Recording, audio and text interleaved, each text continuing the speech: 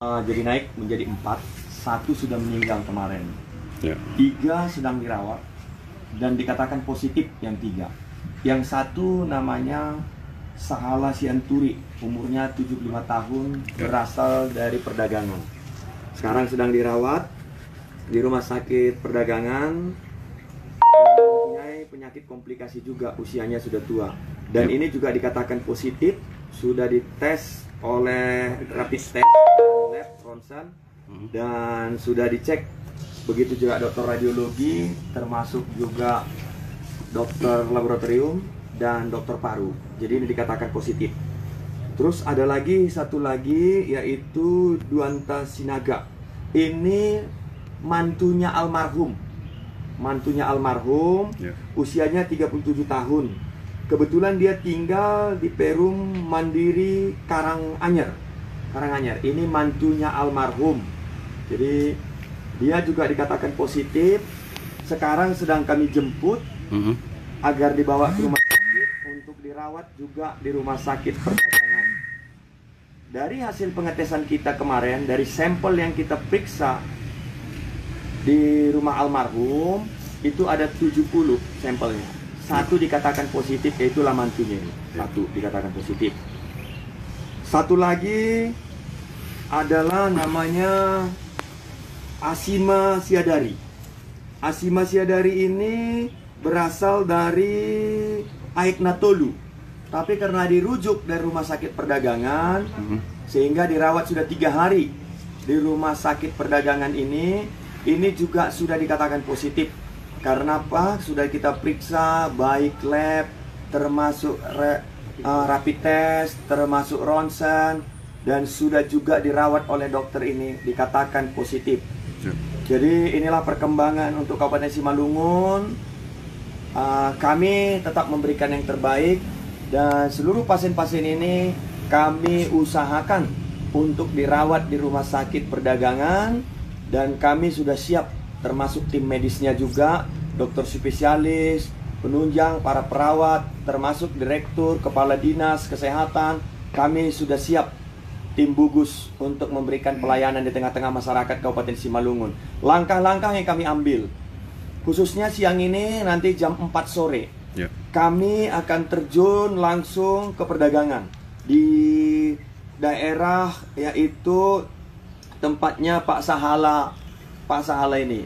Di situ kami membawa ronsen, laboratorium, rapid test, dan kami akan mengecek sampel sekitar 100 sampai 150 orang di situ itu, terutama keluarga terdekat.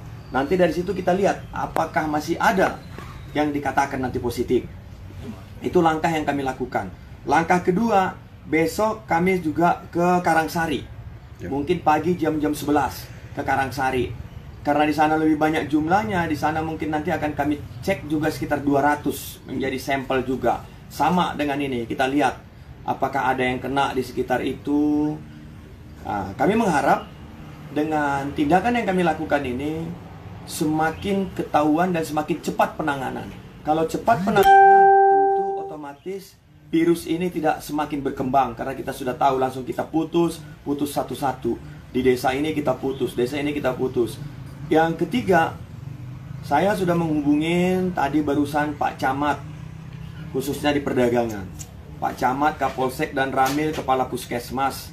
Dan saya minta kepada Pangulu juga, yang pertama, kita harus mencegah masyarakat ini. Tidak ada lagi ngumpul-ngumpul, warung-warung yang di situ kita tutup dulu. Kalau jual sembako boleh dibuka, tapi dengan catatan mereka diawasin, tidak boleh sekali masuk rame-rame, satu-satu. Dan yang jualan wajib memakai masker.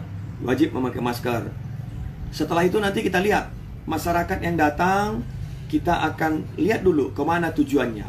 Kalau boleh, kami harapkan tidak perlu dulu ya untuk silaturahmi, tapi kalau perlu sekali dan diawasin langsung oleh puskesmas, ya kita harus pakai safety. Keperluan dia itu apa, pakai masker, dan tujuannya apa, itu sudah mulai dicek di sana. Bagi masyarakat, tadi sudah saya katakan, akibat ini yang kami lakukan ini untuk menyelamatkan masyarakat yang ada di situ. Yang pertama, saya minta kepada Pak Camat, Pak Kapolsek, Pak Dan Ramil mengecek data masyarakat kita Contohnya yang dia berhenti bekerja di daerah itu akibat ini, dia tidak punya lagi pemasukan, akan kita bantu. Kita bantu khususnya bahan pokok mereka. Mereka butuh beras, butuh ini, kita akan suplai. Nanti ke rumah itu, door to door kita akan berikan. Bagi yang mampu, ya kami harapkan, marilah saling membantu. Janganlah bagi yang mampu juga dibebanin pemerintah, karena pemerintah juga tidak banyak uang, tapi kita ingin menyelamatkan masyarakat kita. Untuk itu, itulah langkah-langkah yang sudah kami ambil. Baik Pak, upaya yang dilakukan pemerintah Pak, apakah memang ada rencana mengisolasi lingkungan yang terdeteksi 3 positif corona tadi Pak? Ini sudah jelas dengan langkah itu tadi kan saya sudah perintahkan camat, kapolsek dan ramil. Istilahnya saya tidak mau mengatakan isolasi, tapi pengawasan yang ketat. Pengawasan yang ketat, terus dengan pengawasan yang ketat ini warung, kalau ada kedai-kedai tua di situ itu, warung-warung kopi kita tutup semua untuk sementara. Tapi ingat, kalau jualan bahan pokok dia boleh tetap jualan dengan catatan dia tidak boleh menerima orang banyak-banyak, satu-satu, ngantri, budaya ngantri, jaraknya 2 meter satu orang, 2 meter. Nah ini yang kita lakukan. Kalau isolasi, saya kurang sependapat. Kenapa ya? Bahasa isolasi ini bagi budaya kita orang beradat kurang pas. Tapi kalau yang kita katakan bekerja sama, kita sampaikan pemahaman kepada keluarga, kepada masyarakat langsung, boleh ke puskesmas, itu yang saya harapkan. Untuk itu, seluruh masyarakat Simalungun tidak perlu takut, tidak perlu khawatir, waspada.